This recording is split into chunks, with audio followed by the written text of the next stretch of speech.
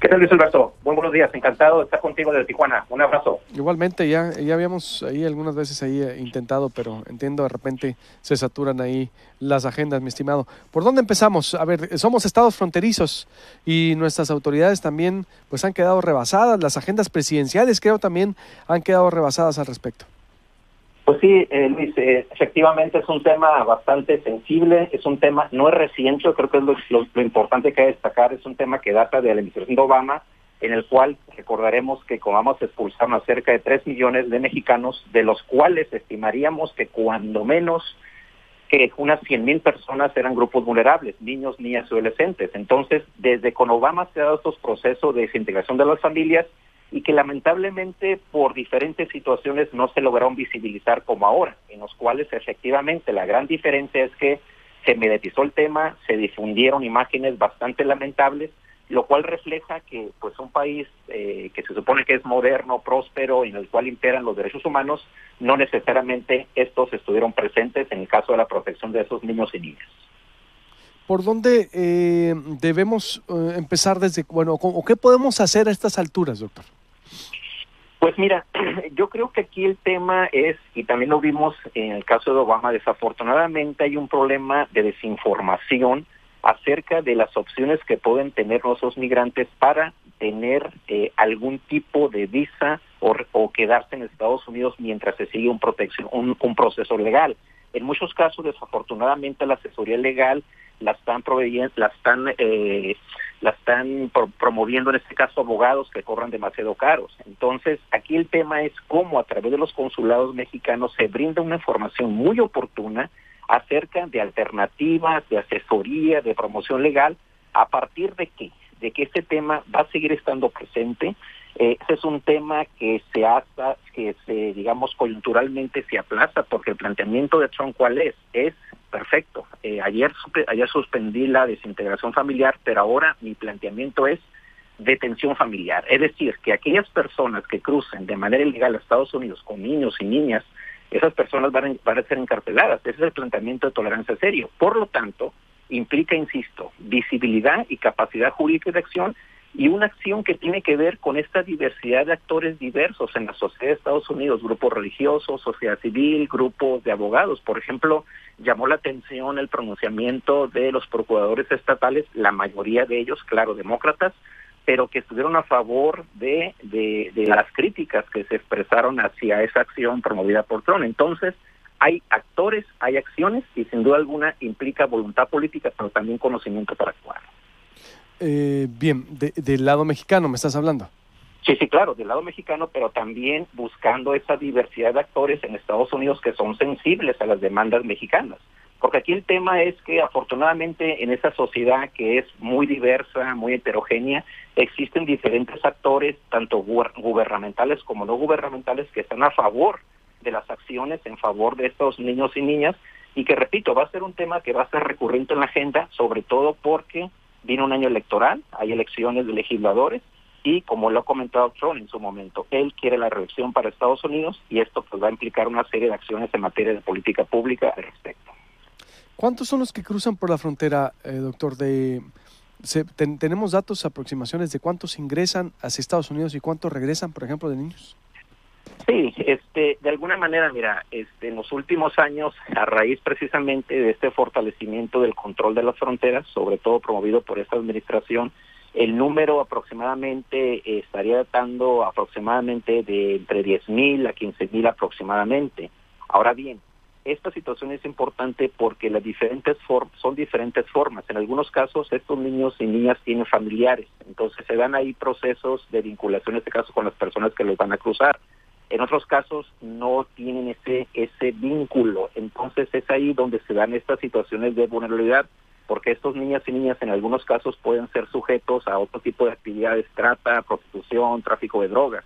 Entonces, por eso el tema es un tema bastante delicado. Ahora bien, en el caso de las personas detenidas en Estados Unidos, en este caso, que son cerca de 2,400 personas, la mayoría son de origen centroamericano. ¿Por qué? Porque la problemática en Centroamérica, y sobre todo en Nicaragua, El Salvador, es una situación bastante crítica de violencia, inseguridad, problemas sociales, etcétera, y esta problemática va a estar estando presente ahí. Entonces, El tema es que en un contexto de fortalecimiento del control migratorio, estos niños y niñas son cada vez más sujetos a una serie de procesos críticos, como los que como estaba comentando. Ahora bien, el tema de las expulsiones, si bien no se han dado con esta administración Trump de la manera en que se esperaba, ha sido por una situación bastante sencilla, que la propuesta de comunidades seguras planteada en su momento por el presidente Trump y que le implementó Obama en su momento y que implicó cerca de 3 millones de personas expulsadas, sobre todo la mayoría mexicanas, está en suspenso legal.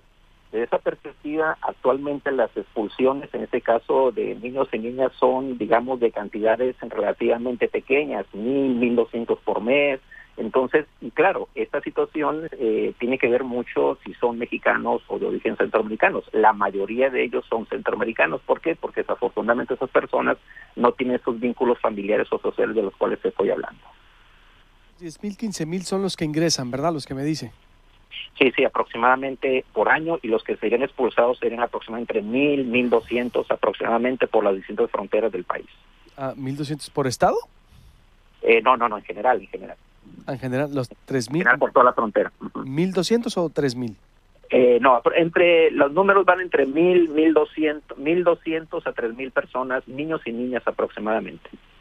¿Qué debió hacer el gobierno federal? ¿Le faltó contundencia? Por ejemplo, no sé, haber retirado a lo mejor al embajador en Washington, decía por ahí Diego Valadez, José María Ramos, o está bien cómo hemos actuado, a pura declaración nos las hemos llevado. ¿No falta más contundencia a Donald Trump? Lo que sucede ahí, Luis, es un tema de ver el tipo de estrategias. Aquí lo que sucedió es que quizás la actuación, sin querer justificar, quizás no fue tan contundente porque la mayor parte de los niños y niñas que estaban en esas cárceles no eran de origen mexicano. Tengo entendido que eran como 4 o 5. Entonces, en un contexto electoral, creo que se dio la posibilidad de hacer un planteamiento crítico de alguna manera. Hay que ver que creo que antier fue cuando se reunió el secretario Videgaray y otros funcionarios de la Cancillería, en los cuales hice una serie de críticas al respecto. Entonces, creo que el tema de contundencia yo lo plantearía de eficacia. O sea, ¿en qué sentido? Un poco lo que te he estado comentando. Si el tema ya ha estado ahí, con las implicaciones que hemos visto y las acciones han sido bajas, el tema tiene que ver tanto con una eficacia política, pero también eficacia jurídica, y sobre todo porque yo insistiría, y lo he estado planteando en otros contextos, el sistema jurídico de Estados Unidos y sobre todo el derecho migratorio de ese país da una serie de alternativas de permanencia o regulación migratoria, pero que desafortunadamente en varios de los casos los desconocen las comunidades mexicanas migrantes. Entonces es un tema que tiene que ver con conocimiento, con asesoría, con capacitación, que desafortunadamente no se está dando. De esa perspectiva, los consulados mexicanos deben tener un papel mucho más activo y sobre todo tener los recursos financieros correspondientes para una tarea de esta índole. ¿Cuántos eran de los que estaban enjaulados? Que mal se escucha, la verdad, el término, pero vaya, así es, de inhumano. Los que estaban puestos en jaulas eran, la mayoría dice, centroamericanos. Así es, Luis, eran la mayoría de ellos centroamericanos, y es un poco lo que te estaba comentando, ¿no? Es decir, 5 nomás. Aproximadamente no pasaba de unos 10 o 15 niños y niñas o niños mexicanos, aproximadamente. De los 2,300, de los 2,300 que me decía Dolly Esteves ayer, más o menos. Así es, exactamente. Que aún así es inhumano, digo, así sea uno algo, es decir, no le resta mérito a la humillación e indignación. No, claro. No, sí, claro. O sea, el tema fue precisamente que una de las razones por las cuales se vio obligado o influido a suspender la medida, y es una medida coyuntural. ¿Y por qué es una medida coyuntural? Porque hay que recordar que en el 1997, que es cuando surge, digamos, por primera vez este concepto de cómo hacemos o qué es lo que tenemos que hacer en los casos en que los migrantes cruzan con niños y que se detienen por parte de las autoridades migratorias. Ahí el planteamiento legal fue relativamente muy simple, es decir, los podemos detener solamente 20 días y a los niños y niñas, y ya después se tienen que regresar o van a un centro de detención, para un centro de atención familiar o asistencia social, que en estos casos son administrados por los departamentos de salud. Ahora bien, el planteamiento de Trump va en el sentido de que esa medida Por eso él ha entablado una demanda ante una corte de California, a partir de la cual se le permita estar, más tiempo detenidos esos niños, pero también junto con sus padres. Entonces, ese concepto de separación familiar, la idea es una integración familiar, pero de manera unida. Entonces, lo cual sin duda alguna, va a ser también en su momento bastante polémico. ¿No viste esta información de Review que inyectan drogas a la fuerza a niños migrantes en albergues de Texas? Sí, sin duda alguna. Eso es un tema bastante delicado y esto pues amerita también una acción más eficaz por el Estado mexicano, pero también por las instancias internacionales que tienen que ver con los temas de protección a la niñez. Eso es un tema bastante delicado, si efectivamente es cierto, y sin duda alguna me parece muy adecuado que se ha denunciado, y pues ahora lo que implica es pues hacer las denuncias y sobre todo acusaciones correspondientes, porque el tema posiblemente, repito, ha estado ahí, se sigue aplicando y quizás se pueda seguir aplicando en la medida en que no existe una denuncia nacional e internacional de manera oportuna. ¿Tenemos datos de cuántos son, por ejemplo, los que están así de mexicanos? No sabes, porque tenemos el artículo aquí en proyectopuente.com.mx, lo voy a leer, sí. Pero ¿sabes hasta dónde es la dimensión del impacto mexicano? Yo pensaría por la situación de este centro que está ubicado en McAllen, Texas, y si pensamos de que en ese caso son ese número conservador que estamos hablando, yo pensaría que es una situación relativamente baja. ¿Por qué relativamente baja? Porque no es lo mismo la detención de un niño o niña centroamericano que no tiene familiares en Estados Unidos, que en el caso de un niño o niña de origen mexicano que puede tener familiares o incluso familiares de distinto tipo en el caso de Estados Unidos. Entonces, en esos casos, y hay que verlo, el pragmatismo americano. El pragmatismo americano implica de que yo no te quiero detener mucho tiempo porque me estás ocasionando un costo social, un costo económico en mi centro de detención. Entonces, en esos casos, es de pensarse que cuando se detienen, en ese caso tienen a familiares mexicanos en Estados Unidos, se les habla, es decir, básicamente por esa razón. Muy bien, pues te agradezco mucho, José María. No sé si quieres concluir con algo más para cerrar. No, pues simplemente, Luis, que este tema, insisto, va a seguir. El mismo Trump lo planteó ayer, al momento que él firma esta suspensión que yo digo provisional. Él sigue planteando que hay que fortalecer, en este caso, la frontera por este contexto de crisis que existe en esta frontera. Igualmente estamos a la espera del documento en el cual él plantea una serie de recomendaciones de política pública para reducir lo que él llama el contexto de crisis en esta frontera por el tema de narcotráfico, lavado de dinero, tráfico de armas.